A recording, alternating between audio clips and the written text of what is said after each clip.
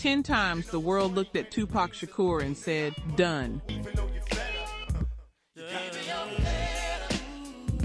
Prison got him, the charges got him, the bullets got him, the label left him, the industry moved on without him. 10 times the people who were supposed to know this business, who had the offices and the radio connections and the column inches and the power. 10 times those people looked at one of the most gifted human beings hip-hop ever produced and decided it was over. And 10 times, they were wrong. But here's what makes this different from every Tupac documentary you've already seen. This isn't about the mythology. This isn't about the poster or the tattoo or the quote on somebody's phone screen. This is about specific moments, dates, rooms, phone calls, courthouses, where an entire industry convinced itself that prison had broken what prison actually sharpened. Number 10, the allegations break public. We have to start here, before the conviction, before the orange jumpsuit, before any of the moments that became iconic. We have to start in late 1993 because that's where the first wave of doubt began, and the first time the industry started quietly moving away from Tupac Shakur. Here's where things stood for him going into that period. Strictly For My Niggas, dropped in February of 1993. Keep Your Head Up was on the radio. I Get Around was the summer anthem. He was in Poetic Justice alongside Janet Jackson. The trajectory was pointing straight up. He wasn't just a rapper. He was becoming something the industry didn't quite have a category for yet. An artist, a political voice, a presence. And then a woman named Ayanna Jackson alleged that Tupac and members of his entourage sexually assaulted her in a New York City hotel room. The charges became public in early 1994, and I need you to understand what that meant for a young black artist in that industry at that moment, because the response wasn't loud, it was quiet, the way the real damage always is in this business. Radio programmers got careful. Executives created what we'd politely call strategic distance. The people who were supposed to be in his corner ran the numbers and decided to wait and see which way the wind blew. And the conversations happening in offices and at industry functions were the first version of what would repeat for the next 2 years. Is this where it ends for Tupac? Here's what those conversations never accounted for. He didn't soften. He didn't put out a statement designed to rehabilitate his image. He didn't pivot to something safer. He went to work. He doubled down. And if you were listening to the music he was making during those months of legal chaos, you could already hear it. The anger sharpening, the philosophy deepening, the voice of someone who had looked at the people with the power and concluded, with complete clarity, that they were never going to be in his corner anyway, so he stopped waiting for them. Number 9, Thug Life Volume 1 drops. By the summer of 1994, Tupac Shakur has a sexual assault case consuming his time, his energy, and his money. He needed cash badly enough that he was taking session work guest features at $7,000 a verse just to keep his legal bills covered. The smart play, the industry play, the PR-approved play was to lie low, record something safe. Something that let the mainstream remember why they liked him before all of this. He did the opposite. Thug Life Volume 1 dropped September 26, 1994. And here's a detail that should tell you everything about the climate he was operating in. Interscope Records forced the group to cut a significant number of songs from the album before release. They considered them too controversial, too much. On an album called Thug Life, in a moment where Tupac needed every ally he had, his own label was redacting his art. And even the stripped-down version, what actually made it to shelves, landed like a statement of defiance. Because Thug Life wasn't just a rapper's alias, it was a philosophy. The hate you give little infants F everybody. And if you understood what that actually meant, not the surface reading the media kept reaching for, but the real argument about what systemic neglect does to communities, then you already knew this wasn't an artist worried about how radio programmers felt about him. The establishment's response was swift. He's burning his own house down. He's confirming everything they're saying about him in the courtroom. This is the end of any mainstream path he had left. You know, I hear that argument. I even understand it. But I'd argue what they were actually seeing was someone who had looked at the mainstream path and decided it was built on terms he was never going to accept. Not in 1993, not now. Here's the thing though. Thug Life, Volume 1, dropping in late September 1994, means something specific in terms of timing, because within 9 weeks of that release, everything was going to change, violently. Number 8, the Quad Studios shooting. The week of November 30th, 1994, a Manhattan jury is in deliberations on Tupac Shakur's sexual assault case. He's in New York, managing the legal situation, and a music manager named James Roseman, who went by Jimmy Henchman, calls him. He's got a session at Quad Recording Studios in Times Square. Come record a verse for a young artist named Little Sean, $7,000.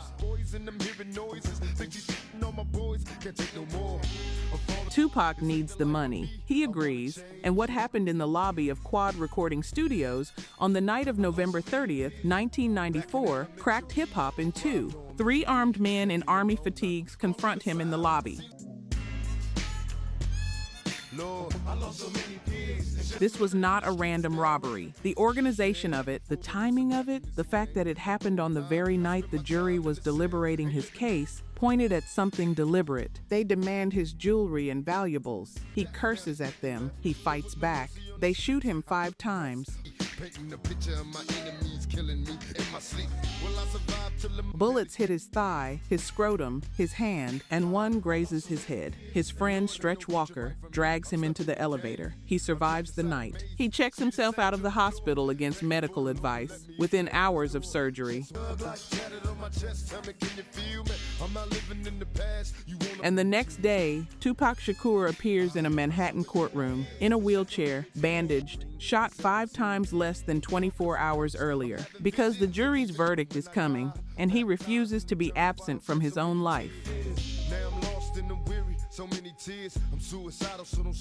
That image, the wheelchair, the bandages, the middle finger he raised for the cameras on the way out of the building, that image circled the world, and the reaction split perfectly in 2. The streets respected it completely. They understood what it meant to show up like that.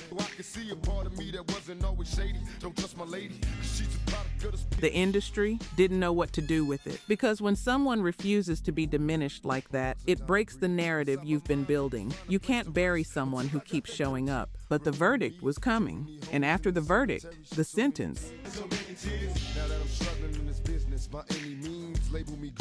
Number 7, the verdict.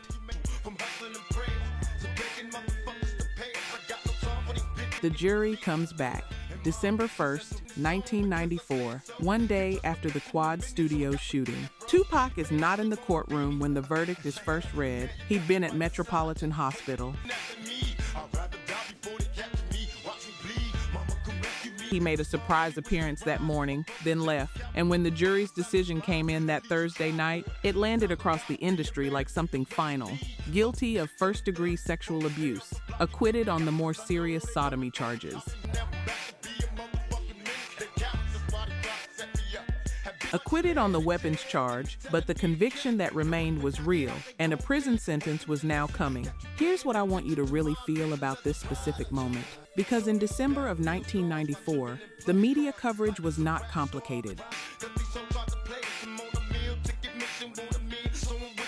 It was not "this is contested," or "this man maintains his innocence," or "here are the layers of this situation." The coverage was "guilty rapper, another one."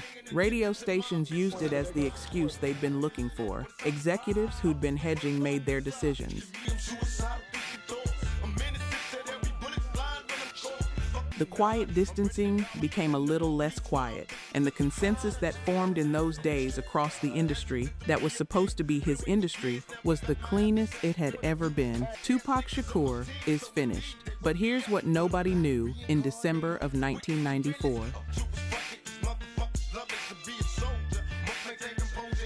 While all of this was happening, while the verdict was landing, while the industry was moving away, while the coverage was writing his career's obituary, the recordings that would become Me Against the World were already done, already in the can, already existing. Music made by a man who had been processing everything that was happening to him in real time, pouring it into sessions that nobody outside a handful of people even knew about. They thought they were watching an ending. They were watching the beginning of something they didn't have the context to understand yet. The sentencing was coming, and so was something else.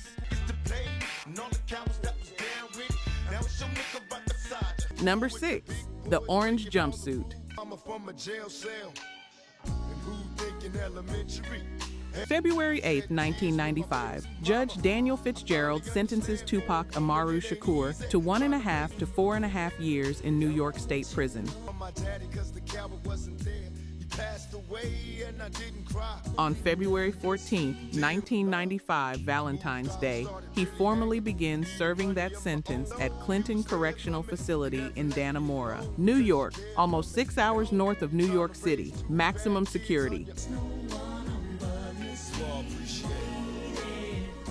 He becomes inmate number 95A1140, and the image that goes out to the world, the one that runs in every newspaper, every entertainment magazine, every cable news segment, every hip-hop publication, is Tupac in the Orange Department of Corrections jumpsuit.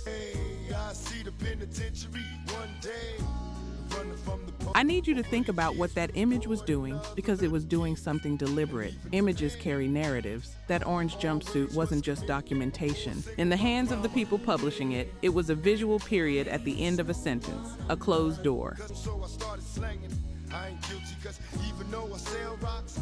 Here's where the story of Tupac Shakur ends. Not stated, never stated, just implied every time they ran that photo. Implied in the caption, implied in the placement, implied in the satisfied finality of it. And the industry arranged itself accordingly. His situation at Interscope was unresolved. His management was navigating something nobody had a playbook for. The machinery kept moving other artists, other projects, other priorities. The business doesn't stop for anybody. It especially doesn't stop for somebody who just got sentenced to state prison. But here's what was also happening in February of 1995. Dear Mama had already hit radio as the lead single. While they were running his inmate number on the news, Dear Mama was playing, one of the most deeply human records he ever made, a love letter to his mother. A meditation on what love looks like in impossible circumstances, moving through speakers in cars and barbershops and living rooms while he sat in a cell. A month later, Me Against the World would hit shelves. They thought the orange jumpsuit was the ending. The art had already started proving otherwise. Number 5, Me Against the World goes number 1 while he's in a cell. March 14th, 1995, Me Against the World drops. Tupac is in Clinton Correctional. He is not doing press. He is not on BET. He is not performing on late-night television or making radio rounds. He is in a cell in upstate New York, sometimes under 24-hour lockdown, sometimes without bed sheets, fighting with officials for a transfer or a reclassification, chain smoking, reading, pacing, cut off. And he told a journalist who managed to reach him during this period, and I want you to hear this: I don't even got the thrill to rap no more. In here, I don't even remember my lyrics. While Me Against the World was climbing the charts while it was heading toward #1, Tupac Shakur sat in a correctional facility and told a reporter that prison had taken the music from him, that he couldn't even access his own art anymore. And yet,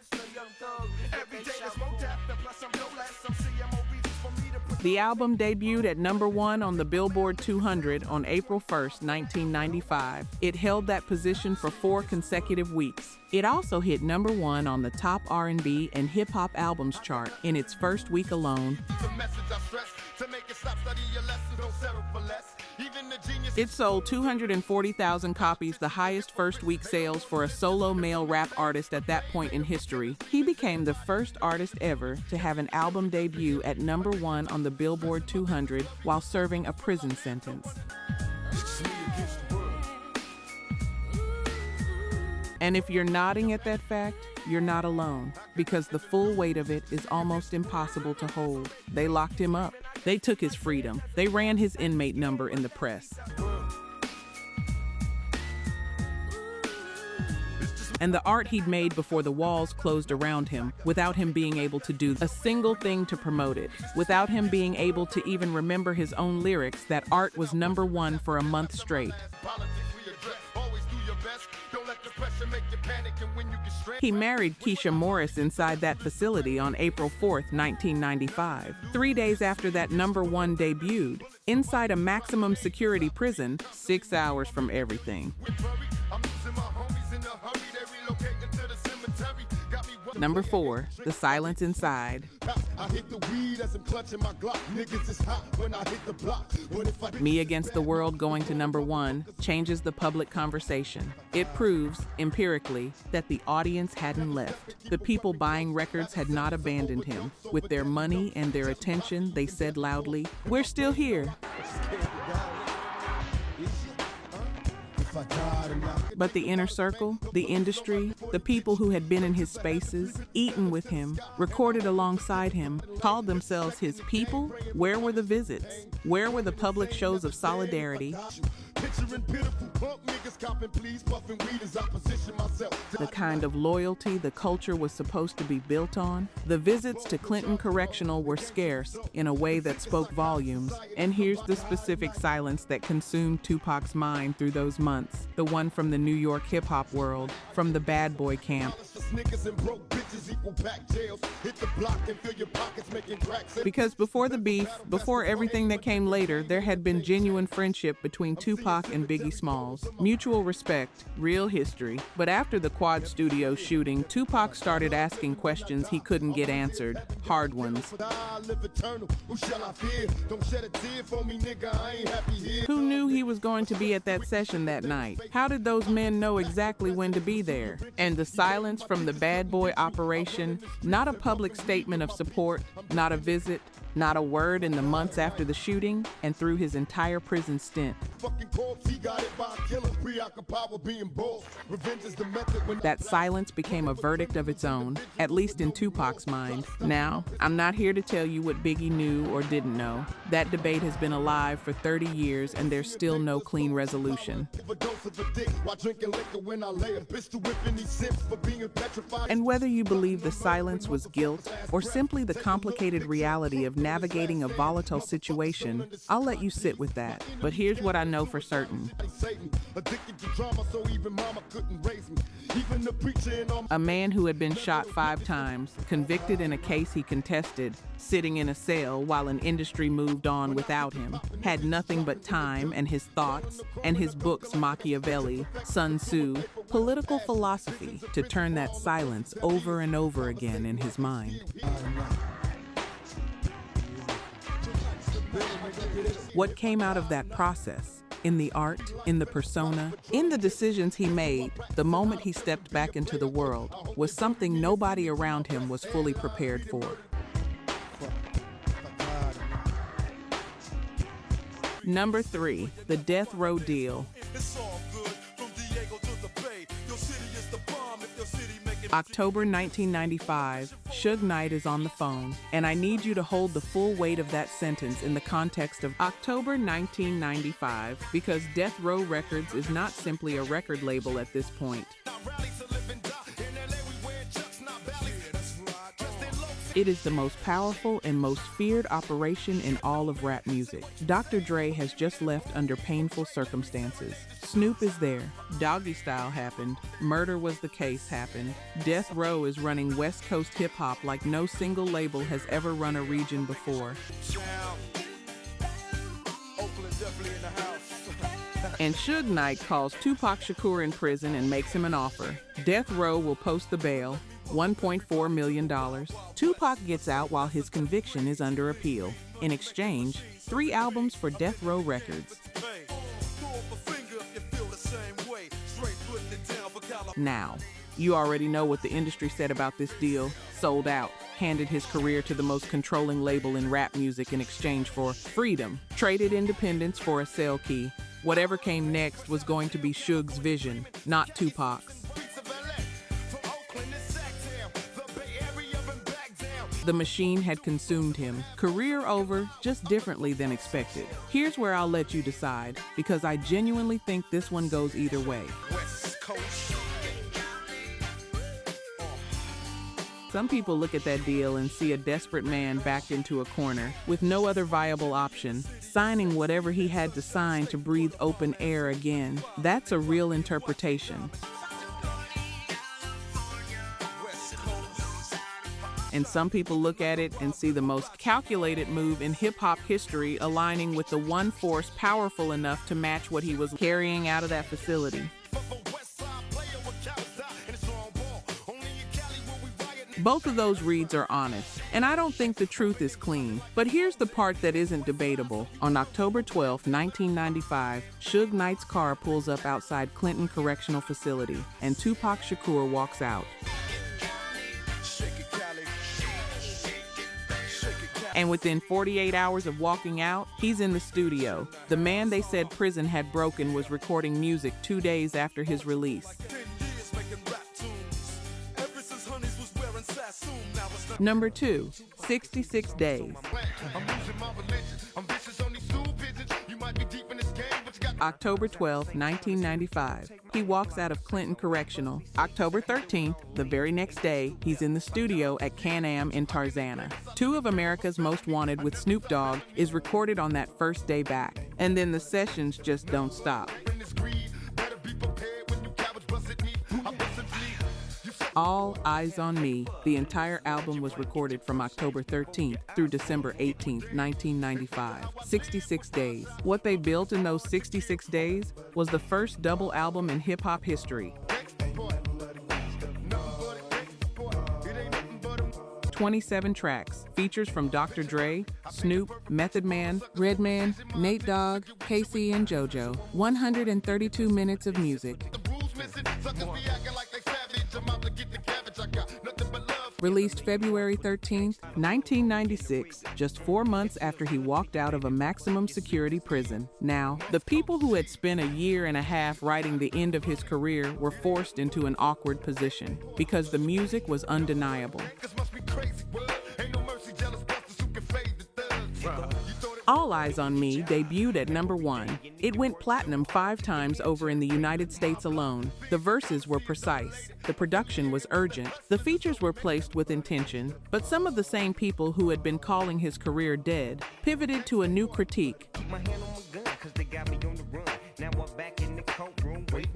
Too much, too fast, too reckless. He's running on fumes and adrenaline and whatever the prison experience built in him, and this pace isn't sustainable. And I want to sit with that for a second, because they weren't wrong about the danger. They were just wrong about where the danger was coming from. Because the threat to Tupac Shakur in 1996 was never commercial. It was never creative. It was never going to come from a label or a radio programmer or a critical review. The fire that prison couldn't extinguish was still burning at full temperature, and it was burning in a direction.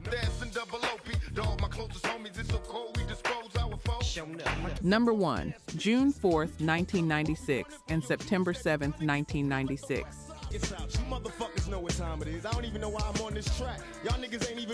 The B-side to How Do You Want It drops. And from the first second before the beat fully arrives, before the first bar, you know exactly what this record is. Hit 'em up. He calls out Biggie by name, Puffy by name, Mobb Deep by name, no subtext, no metaphor, no room for alternative interpretation. The claim in the opening bars about Faith Evans lands like a detonation in the middle of a situation that was already combustible, and the outlaws come through behind him and make sure nothing is left untouched. The industry reaction was immediate and unanimous. Career suicide. You cannot put out a record this direct, this personal, this incendiary, and survive the commercial fallout. This escalates something that was already lethal. People started saying out loud what everyone had been thinking quietly. This record is going to get someone hurt. And here's where I land on Hit 'Em Up, and I know the comments are going to be split on this. It is one of the most aggressive records ever made in hip-hop. No argument. But I don't hear a broken man in that record. I don't hear someone whose career prison ended. I hear someone who came out of a cell with absolute clarity about what he believed had happened to him, and who had decided that silence was no longer an option regardless of consequences. And if you've ever held something inside that you knew was true, something the world was walking around ignoring, something you'd been processing alone for months and you finally said it out loud, past the point of caring who was uncomfortable, you know that feeling. It doesn't feel like losing. It feels like the most alive you've ever been. By the summer of 1996, he was still recording at a pace nobody around him could keep up with. The Don Killuminati, the 7-Day Theory was being built. Movies he'd completed, Gridlocked and Gang-Related, were in post-production, both set to release after his death. He was writing, planning, moving.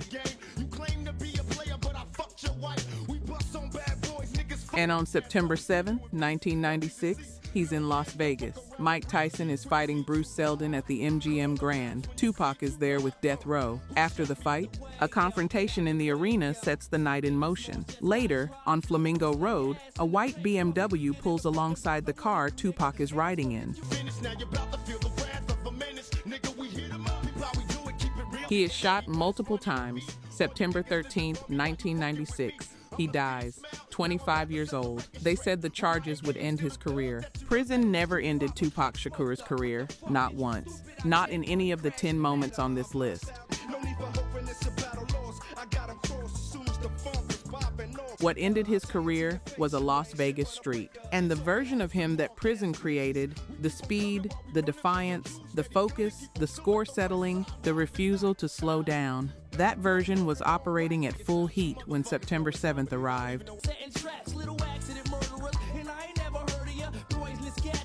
They were wrong about prison killing it, but the fire that prison forged in him couldn't be contained by anything the world had left to throw at it. couch and beg a bitch to let you sleep in the house.